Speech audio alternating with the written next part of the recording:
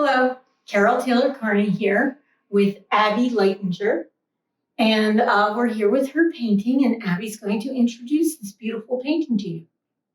So this is Wishes. It's watercolor and pen mixed media. It measures about 7.5 on the paper, but plus the frame. It's one of sort of a series. I just wanted to try a new technique where I throw watercolor onto a paper without any idea of what it's gonna look like. So it's just a splash, and between the way that it's shaped and the color of it, I just decide what I want to draw on top of it. I really like working in pen, so I feel very comfortable doing it without an underdrawing or anything.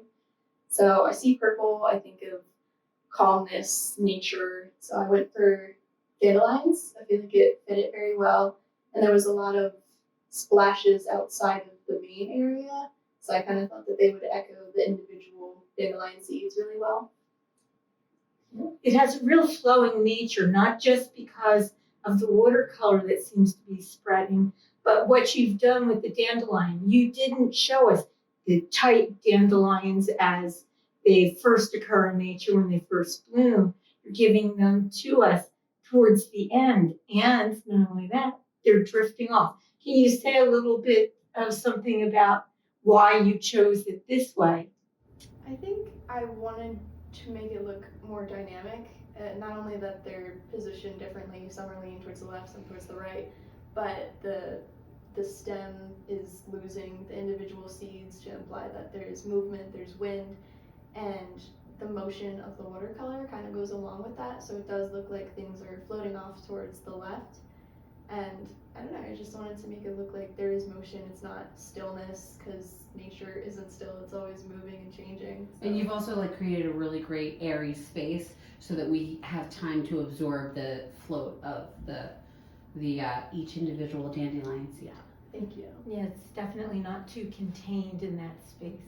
So I also love the way that you picked that up in your framing of it. Yeah, that was hard. I am not someone that frames things. I've never done that. I've only ever done mattes just to, give it some kind of finishing look. So when I went to go get it framed, I had to get a lot of expert help with that. And I wasn't a fan of the purple at first. I kind of wanted to just keep it as a gray or some kind of simple, basic thing that wouldn't distract from the actual artwork. But she showed me the purple in contrast with it, and I thought that it did center it really well. And I forget what this golden piece is called, but that wasn't there originally, and I had seen it in an example. So I asked her what it would look like, and she threw it in there, and I got to see what it would look like at the end.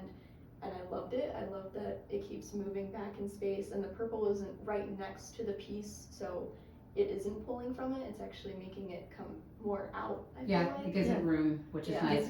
Almost like a shadow box quality, so the seeds have room. Yeah. So it is beautiful. Well, what's also interesting is with pen and ink, you often get this. You get these beautiful lines, which of course you have here, that can bring texture, but at the same time, there's a characteristic about it, about them all having kind of the same weight that can flatten things out. But the way that you have done the different weights, with the weights gesture, and gestures, and also having them fly out, this feels like a growing, very light composition.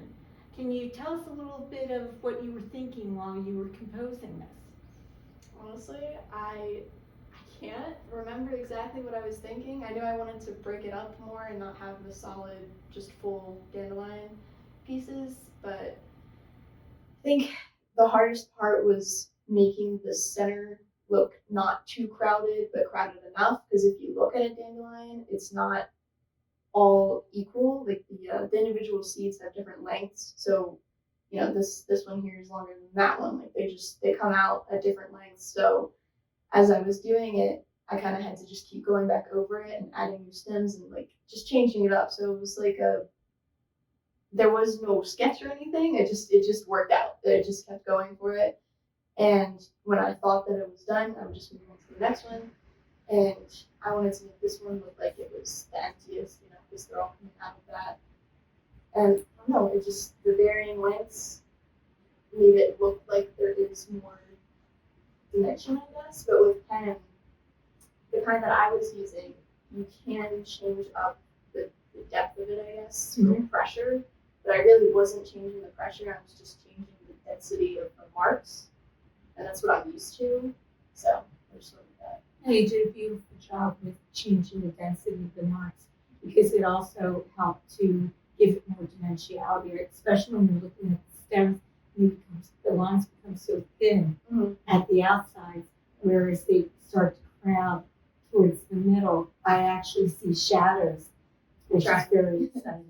I also think that an interesting thing that we've heard repeated, like through this collection that's coming in right now, is the idea of like something that is organic and not put within the artist's control, and then allowing that to get your creativity come through, and it's almost like you are taming the chaos of what you've created and making it into something beautiful and it's understandable. It's funny how much we've talked about that recently, but it's great, this idea that you laid down the watercolor and then you allowed your creativity to show you where it was going.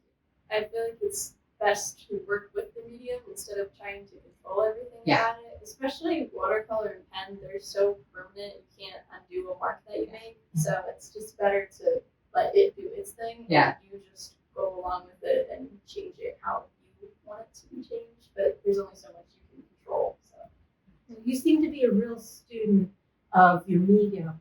At the same time, looking at these, it's like you've studied and experienced really what a dandelion looks like and what it looks like to blow it and see the wishes go. thank you. So I hope you come and see Abigail's beautiful, beautiful painting here at Powell Arts. For our juried show, which runs March 17th through the end of May. Thank you.